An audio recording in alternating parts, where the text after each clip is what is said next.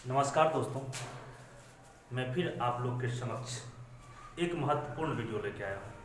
आज का जो वीडियो है ना, ये है आधुनिक भारत के इतिहास।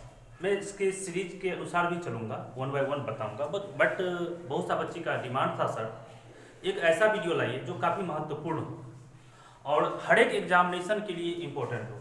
तो एक यहाँ पर मैंने चैप्टर दिया है आधुनिक भारत का इतिहास। इसमें बंगाल का गवर्नर एवं गवर्नर जनरल, भारत का गवर्नर जनरल एवं वाइसराय, हर एक एग्जामिनेशन, जैसे आप बिहार से संबंधित कोई भी एग्जाम में बैठिए या केंद्र से संबंधित जैसे यूपीएससी, बीपीएससी, एसएससी, सीजीएल होती है या किसी तरह का एग्जामिनेशन में आप बैठते हैं ना, तो यहाँ से एक क्वेश्चन आने की पूरी संभावना होता है दोस्तों। इसलिए कोशिश करेंगे इस क्लास को थोड़ा गौर से समझिएगा। बंगाल एवं भारत की जो गवर्नर जनरल गवर्नर और वाइसराय होते हैं, साथ साथ हम लोग राष्ट्रपति का भी थोड़ा जिक्र कर लेंगे। इस दृष्टिकोण से है ना काफी इंपॉर्टेंट हो जाता है ये वीडियो दोस्तों।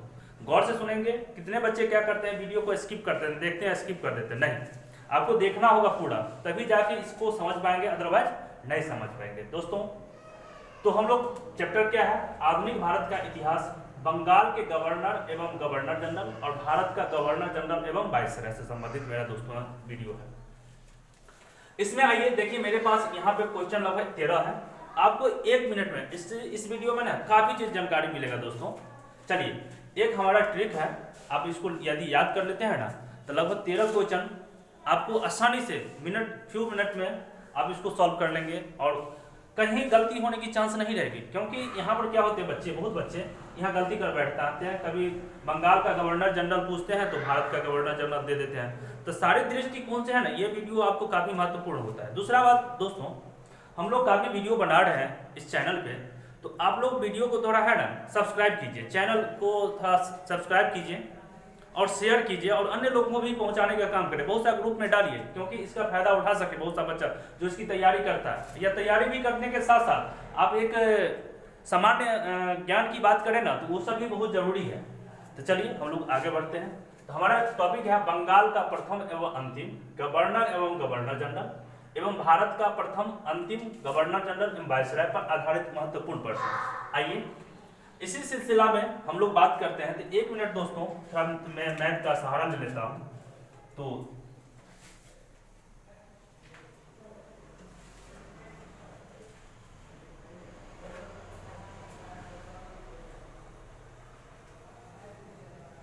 थोड़ा रफली मैं बना रहा हूं, एक्यूरेट तो नहीं कर सकते हैं, मैंने रफली बनाया है। और ये जो बंगाल का क्षेत्र है ना, यहाँ से यहाँ पर एक समय था जो पूरे का पूरे ये सब बंगाल का ही क्षेत्र के अंतर्गत आता था। अभी तो बट गया है, ये बांग्लादेश हो गया दोस्तों। ये जो क्षेत्र आप देख रहे हैं ना, वो बांग्लादेश था। बांग्लादेश की निर्माण तो भारत स्वतंत्र होने के बाद हुआ है, मगर एक समय था जो बंगाल भी इसी क्षेत्र में। तो जब बंगाल में जब अंग्रेजों का आगमन होता है ना आधुनिक भारत में, तो सबसे पहले जो है ना भारत पे जो क्षेत्र होता है बंगाल का ना, अंग्रेजों के द्वारा इसी पर अटैक किया जाता है, इसी क्षेत्र को पहले अपनाया जाता है, इसको जीता जाता है। तो आइए सबसे शुरुआत करते हैं, ये बंगाल का क्षेत्र है। तो पहले जो भी बंगाल का क्षेत्र है, इसके बाद धीरे धीरे शेष भारत जो है ना, उस पर अंग्रेजों का अधिकार होता है, राजनीतिक सत्ता हथियाता है। मगर प्रथम बार जो अंग्रेज जो अपना ठिकाना बनाता है ना, वो बंगाल क्षेत्र को बनाता है। तो आइए इसी क्षेत्र से बात करते हैं। पहला बंगाल का प्रथम गवर्नर। तो चलिए सबसे पहले हम लोग एक ट्रिक को देखते हैं। क्लाइव है विलियम की मौसी, काफी इंपॉर्टेंट है, ट्रिक है, आपको ऐसे भी याद कर सकते हैं, बट यदि इस ट्रिक को याद कर लेते हैं ना तो काफी आसानी हो जाएगा याद करने में। तो क्लाइव है विलियम की मौसी, आप देखिए इसको वन बाय वन हम समझ जाते हैं। क्लाइव का मतलब होता है रॉबर्ट क्लाइव, जो 1757 ईस्वी में जो प्लासी का युद्ध हुआ था ना, उसकी विजय के बाद वो रॉबर्ट क्लाइव को आता है। इस बार क्लाइव समझ में गया, रॉबर्ट क्लाइव भी समझा देते हैं। हे फॉर वारेन हेस्टिंग्स, इंपॉर्टेंट नाम है, बात करते हैं। William, Lord William Bentinck. की का मतलब होगा कैनिंग, मो का मतलब हो गया लॉर्ड माउंटबेटन, और सी का मतलब होता है सी राजा गोपालाचारी, यानी चक्रवर्ती राजा गोपालाचारी। अब ये मैंने बता दिया, क्लाइव, हेफोर्ड, Warren Hastings, William, Lord William Bentinck, की फोर्ड कैनिंग, मो फोर्ड माउंटबेटन, सी फोर्ड चक्रवर्ती राजा गोपालाचारी या सी राजगोपालाचारी। अब आइए इसी से पे आधारित हमारा देखिए, यहां से समझना होगा इस ट्रिक को, और इसी में हम निकाल रहे हैं सारी चीज। देखेंगे यहाँ पर फर्स्ट नेम जो है ना क्लाइव है दोस्तों। तो हमारा देखिए बंगाल का प्रथम गवर्नर की बात किया जाए, हमसे पूछा जाए बंगाल का प्रथम गवर्नर कौन था, हम कहेंगे रॉबर्ट क्लाइव। सभी बच्चे याद हो गया होगा, Robert Clive.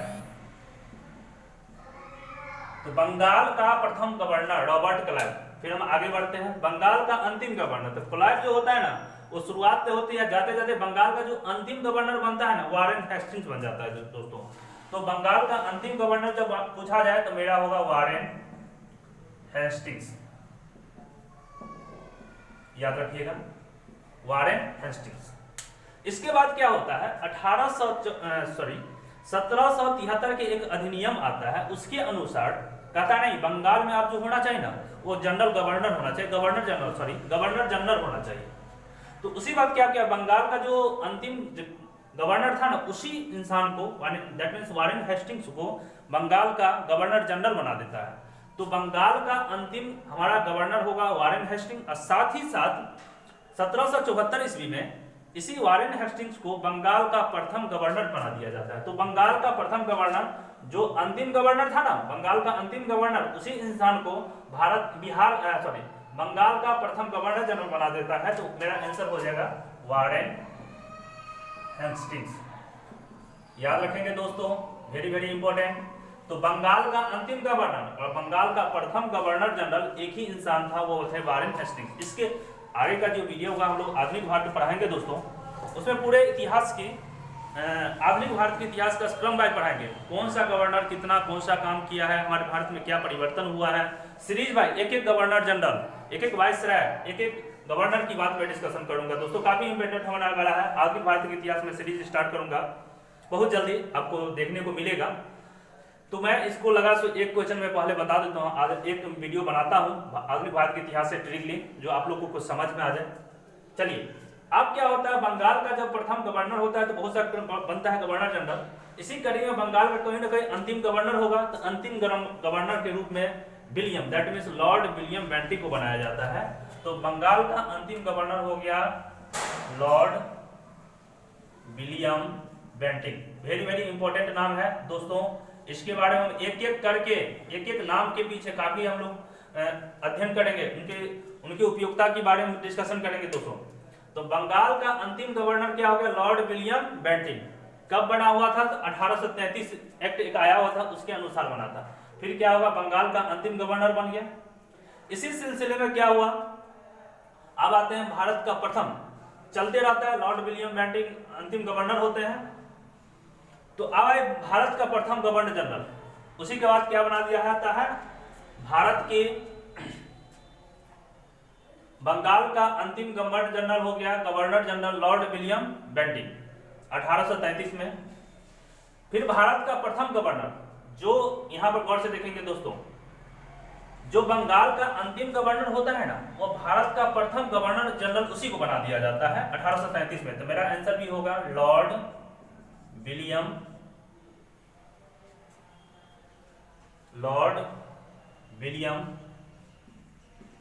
Bentinck. Very very important name, 1833 में। तो बंगाल का जो अंतिम गवर्नर जनरल होता है ना वो लॉर्ड विलियम बेंटिक होता है। और साथ साथ बंगाल का जो धीरे धीरे क्या हुआ, बंगाल पर शासन व्यवस्था तो किया ही था दोस्तों। शासन बंगाल में अंग्रेजों का विस्तार होने लगा, यूपी इधर आ गया, दिल्ली क्षेत्र, पंजाब क्षेत्र, मराठा क्षेत्र, दक्षिण भारत की ओर जाते जाते पूरे क्षेत्र पर कब्जा कर लिया। और इसी के साथ आप सोचा कि बंगाल का जो होगा ना अब पूरे भारत का बन जाए वही। तो बंगाल का जो अंतिम गवर्नर था जनरल गवर्नर वो लॉर्ड विलियम बेंटिक था, उसी के साथ साथ वो पूरे भारत को बना दिया गया 1833 में। तो भारत का प्रथम गवर्नर जनरल के रूप में मेरा होगा लॉर्ड विलियम बेंटिक। फिर बहुत सा चलते रहते हैं, प्रथम गवर्नर वाला द्वितीय बनेगा, तृतीय बनेगा। उसी आते आते भारत का अंतिम गवर्नर जनरल के रूप में है ना विलियम के बाद कौन आता है दोस्तों, की दैट मीन्स लॉर्ड कैनिंग। तो भारत का अंतिम गवर्नर लॉर्ड कैनिंग के रूप में उसको नियुक्त किया जाता है, लॉर्ड कैनिंग हो जाता है। फिर लॉर्ड कैनिंग को ही अब भारत का अंतिम गवर्नर तो क्या होता है, 1857 की क्रांति होता है दोस्तों।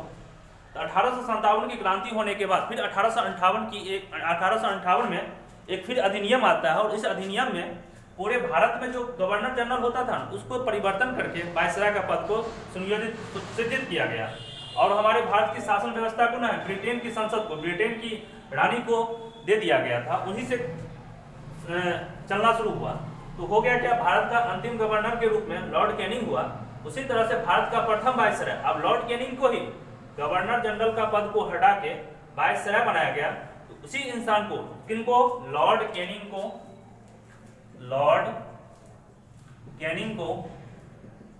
भारत का प्रथम वायसराय के रूप में नियुक्त किया गया। दोस्तों फिर चलता है भारत का प्रथम वायसराय, द्वितीय वायसराय, तृतीय वायसराय, चौथी वायसराय, पांचवें वायसराय,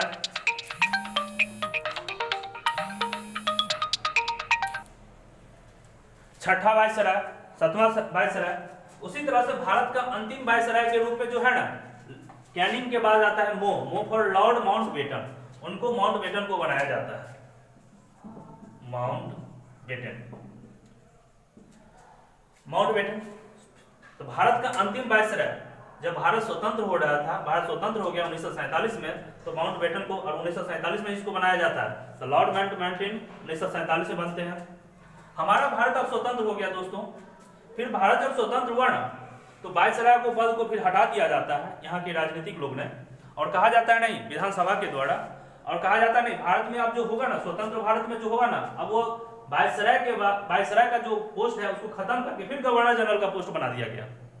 क्योंकि वायसराय क्या होता था, डायरेक्ट भारत की जो प्रतिनिधित्व करता था वो टोटल महारानी को दिया जाता था, महारानी को यानी ब्रिटेन की संसद को दिया जाता था। तो क्या हुआ, अब तो मेरा भारत स्वतंत्र हो गया, तो भारत को स्वतंत्र होने के बाद फिर गवर्नर जनरल का पोस्ट बना दिया गया, और जो अंतिम वायसराय था ना, वो भारत का, जब स्वतंत्र भारत नहीं हुआ था, तो उसी इंसान को, दैट मींस माउंटबेटन को ही हमारा स्वतंत्र भारत का प्रथम गवर्नर जनरल के रूप में नियुक्त किया गया था। तो वो हमारा होगा लॉर्ड माउंटबेटन, याद रखिएगा दोस्तों। अब आइए स्वतंत्र भारत का, तो ये तो हमारा भारतीय नहीं था, लॉर्ड माउंटबेटन ब्रिटेन का रहने वाला था, तो भारतीय तो नहीं था, मगर कह सकते हैं स्वतंत्र भारत का प्रथम गवर्नर जनरल के थे लॉर्ड माउंटबेटन। वो जाने के बाद फिर स्वतंत्र भारत का भारतीय बनाया गया। तो पूछा जाता है स्वतंत्र भारत का प्रथम भारतीय गवर्नर जनरल, तो लास्ट में क्या है दोस्तों, सी मतलब सी राजागोपालाचारी, मतलब चक्रवर्ती राजगोपालाचारी। तो हमारा आंसर होगा स्वतंत्र भारत का प्रथम भारतीय गवर्नर सी राजागोपालाचारी।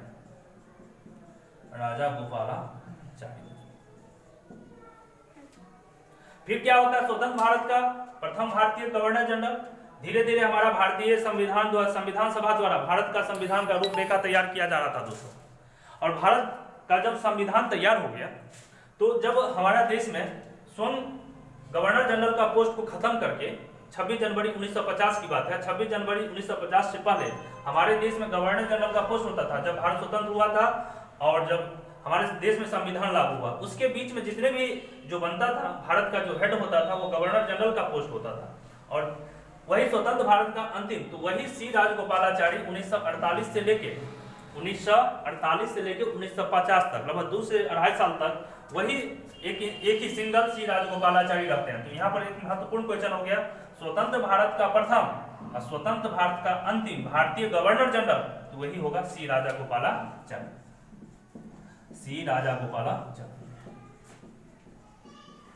दोस्तों मैं आशा करता हूं आप लोगों को वीडियो समझ में आ रहा होगा, मैं जो पढ़ा रहा हूं उसको समझ में आ रहा होगा। अब आइए, जब 26 जनवरी 1950 को संविधान लागू हो गया, तो हमारे देश में कहा गया नहीं, हमारे देश में जो एक मुख्य पद होगा, सर्वोच्च पद होगा, वो राष्ट्रपति का होगा। और जब ही 26 जनवरी 1950 को जब ही संविधान लागू हुआ, हमारे देश में जो सर्वोच्च पद हुआ राष्ट्रपति के रूप में हुआ। तो भारत का प्रथम राष्ट्रपति के रूप में किसे नियुक्त किया गया था, डॉक्टर राजेंद्र प्रसाद। दोस्तों याद रखेंगे, स्वतंत्र भारत का या भारत का प्रथम राष्ट्रपति, क्योंकि इस समय तो राष्ट्रपति हुआ नहीं करता था, तो स्वतंत्र भारत बोले या भारत का प्रथम राष्ट्रपति के रूप में किसे नियुक्त किया गया था, डॉक्टर राजेंद्र प्रसाद। और एक बात इनके बारे में और समझ लीजिए, अभी तक वर्तमान तक भारत का सबसे ज्यादा दिन तक भारत का सबसे ज्यादा दिनों तक राष्ट्रपति पद पर रहने वाले इंसान कौन थे, डॉक्टर राजेंद्र प्रसाद। अभी तक कोई भी लगभग जितना दिन तक राजेंद्र प्रसाद रह चुके हैं, उतना दिन तक आज तक कोई नहीं रहा है। अगला, भारत का वर्तमान राष्ट्रपति तो सभी आदमी जानते हैं, रामनाथ कोविंद। हमारे देश के अभी वर्तमान में जो राष्ट्रपति हैं वो रामनाथ कोविंद है। दोस्तों आशा करते हैं ये वीडियो आपको अच्छी तरीके से समझ में आ गया होगा। यदि कोई आप लोग को दिक्कत है, कोई समस्या है, यदि कहीं आपको लगे गलत, कहीं सुधार करने की जरूरत है तो मुझे कमेंट बॉक्स में कीजिए, मैं इसको कोशिश करूंगा, भरपूर कोशिश करूंगा उसको सुधारने के लिए। थैंक यू दोस्तों, आपने इस वीडियो को लास्ट तक देखा। और साथ साथ एक बार और पुनः कहूंगा, वीडियो को अंत तक देखिए, अंत तक नहीं देखिएगा आपको समझ में नहीं आएगा, क्योंकि मैं शुरुआती जो बोल रहा होता हूँ बहुत सा चीज़ वीडियो के मध्य में भी बोलता हूँ दोस्तों, तो इसलिए वीडियो को पूरा देखिए और शेयर कीजिए, सब्सक्राइब कीजिए और अन्य लोग को भी पहुंचाने का काम कीजिए। दोस्तों मेरा अगला वीडियो जो होगा ना वो काफ़ी महत्वपूर्ण होगा।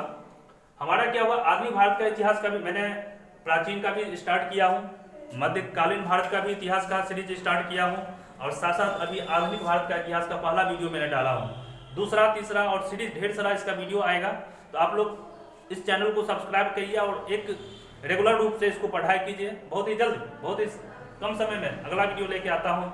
थैंक यू दोस्तों वेरी मच।